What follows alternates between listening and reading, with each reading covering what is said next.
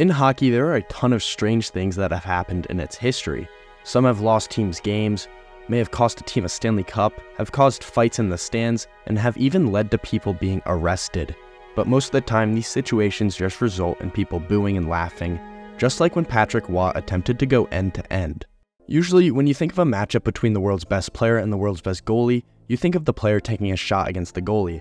But that was not the case for Patrick Waugh. Waugh decided he wanted to skate the puck up and go for a goal himself, deking Wayne Gretzky in the process, and then adding a spinorama at center ice before dishing the puck off to his teammate.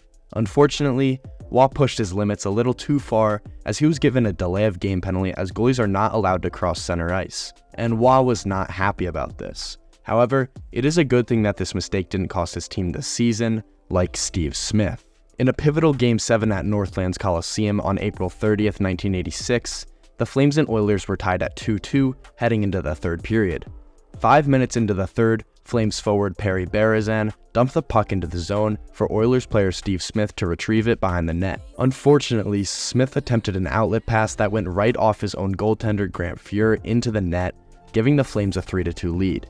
Smith was then taunted by Flames fans for the rest of his career, with Flames fans yelling "shoot" whenever he had the puck in the defensive zone, and to make matters even worse for Smith, that play was on his birthday. In 2011, the Winnipeg Jets implemented a ticket promotion for fans that was inspired by another successful ticket promotion campaign by the Devils. The Jets' offer involved purchasing a regular price ticket to a Jets home game in exchange for a $10 food card as an additional bonus. However, an unexpected situation arose when Kyle Wellwood, a Winnipeg Jets center, discovered this promotion and attempted to purchase a staggering 15,000 seats on opening night.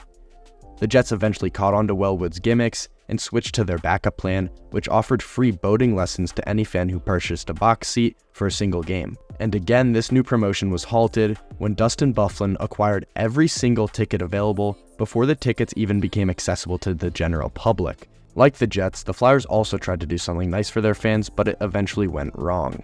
Before a playoff game between the Flyers and Capitals in Philadelphia, the Flyers were honoring their late owner Ed Snider. They did so by giving each fan a light-up bracelet for the pre-game ceremony. But the Capitals started to run away with the game, making it 4-1, leading to these bracelets being pelted at the ice by angry Flyers fans, with one even hitting Dmitry Orlov right in the face. It got so bad that Wayne Simmonds and Ovechkin had to come to center ice and plead the fans to stop. When that didn't work, the PA announcer tried his best. Okay, ladies and gentlemen, hold those wristbands in your hands. Show some class here. This is filming. Because of their fans' stupidity, the Flyers were given a penalty for delay of game, which only led to more bracelets on the ice. Okay, those of you that have been throwing them, you've done it now. 2-minute bench minor for the Flyers for delay of the game. But at least bracelets are better than livestock. Because during an LA Kings game in 1988, a Kings fan was upset with his team's performance and tossed a live chicken on the ice wearing a purple napkin as a cape. The chicken was actually on the ice for a solid minute of game time before play was stopped, only to reveal that the chicken had peed on the ice. So yeah, probably not a good idea to smuggle in a chicken to a hockey game. Although the chicken was thrown in protest, many animals are thrown in support of the team, like the Red Wings who throw an octopus on the ice. It all started in 1952 when two brothers threw an octopus on the ice for good luck because the Wings needed 8 wins to win the Stanley Cup, and an octopus has 8 legs, so it makes sense, right? Well, it actually worked, and the Red Wings won the Cup that year, leading to many years of octopus throwing during important games. 20 years later in 2003, a Predators fan was inspired by the octopus and smuggled a catfish into the game and chucked it onto the ice to represent the toughness of the Preds. Since then, it has become tradition. Now, if you're wondering how to smuggle a chicken or a catfish into a hockey game, wait until you hear about the man who smuggled a 3-foot leopard shark into a San Jose Sharks game. When Joe Pavelski scored in Game 2 of the Western semifinals against the Red Wings, a Sharks fan hurled a 3-foot leopard shark with an octopus sewn in its mouth onto the ice, obviously to represent the Red Wings. The man never identified himself as he didn't want to lose his season tickets. And with a golden arm is not in witness protection, but we can't show him because he doesn't want to lose his season tickets. But this wasn't even the weirdest thing that happened at a Sharks game. In March of 1999, San Jose Sharks mascot S.J. Sharkey wanted to do a performance that would hype up Sharks fans, but instead he terrified them.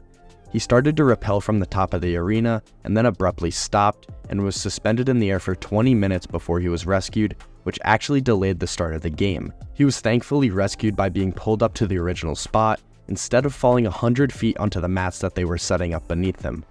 S.J. Sharkey is beloved as a mascot, which really can't be said about the Islanders' Fisherman mascot. Back in 1995, the Islanders introduced their new mascot, Niles. He was a 7-foot-tall fisherman caricature with a massive 15-pound plastic head and a flashy red light on top, and his debut for the Islanders was less than stellar. Rob DeFiore, the man inside the costume, endured an endless amount of abuse and booze at his debut, with one 10-year-old even saying, quote, "I'd like to assassinate him, I think he's stupid." At another game later in the season, a kid came up to him and punched and kicked him in the groin. Rob then went and changed out of the Niles costume into his street clothes, found the kid in the stands, and whispered to him, "I know who you are." Niles was then discontinued ahead of the 1998 season. It's pretty normal for fans to interact with the mascot, whether that's good or bad, but it's not often you see a fan interact with a player during the game. And that's exactly what Frank Barbero Jr. tried to do at a Bruins game in 1989. Except he didn't do it the normal way we see today with creative signs and gestures. No, he instead jumped over the boards and started walking over to the players before linesman Ron Asselstein came full speed at Barbero and buried him into the boards. After the incident, Barbero actually tried to sue the NHL and Asselstein for injuries he faced after the event. Instead, he was given a year's worth of probation and a $125 fine. Although Barbero wasn't the only Bruins fan to experience NHL physicality, as in a wild 1979 game between the Bruins and Rangers, things got out of hand after the final buzzer. A Ranger player tried to fight Bruin Al Secord, causing a scuffle along the boards. Suddenly, a fan grabbed a stick and hit Bruins Stan Jonathan from above the glass. Jonathan's teammate Terry O'Reilly immediately jumped into the stands and went after the fan.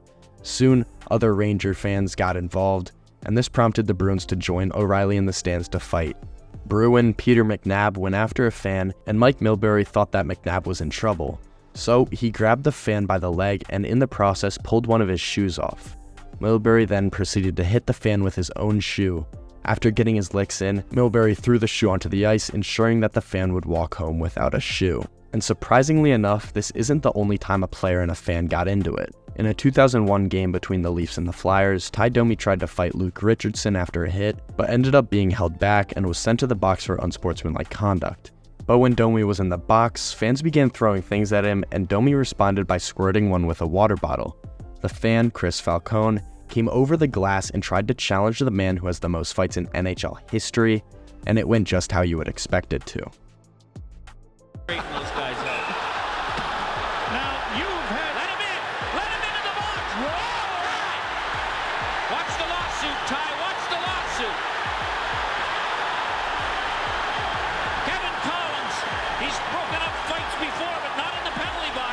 At one point, there was a possibility of Alex Ovechkin becoming a Florida Panther, if you followed the logic of Panthers GM Rick Dudley. Ovechkin's birthday fell just 2 days after the cutoff date for prospects to be eligible in the draft. In a calculated move, Dudley attempted to select Ovechkin in 4 different rounds of the 2003 draft, reasoning that without leap year days, the Russian prodigy would technically turn 18 4 days prior to his official birthday, thus making him eligible for the 2003 draft. However, the NHL did not share the same line of thinking, and the Capitals ultimately claimed Ovechkin as the first overall pick the following year. Now this draft story sounds crazy until you hear the story of Taro Tsujimoto. In the 1974 NHL draft, Sabres general manager Punch Imlach was very bored of the long draft process, and in the 11th round, he selected a make-believe Japanese hockey player from the Tokyo Katanas. It wasn't until later that the NHL found out that not only did Tsujimoto not exist, but neither did the team that the Sabres claimed he played for. Today, Tsujimoto is a legend in the hockey world without ever existing. Buffalo Sabres fans do their best to keep the legend of Taro Tsujimoto alive by creating custom jerseys and even hockey cards. And it really doesn't get much stranger than that.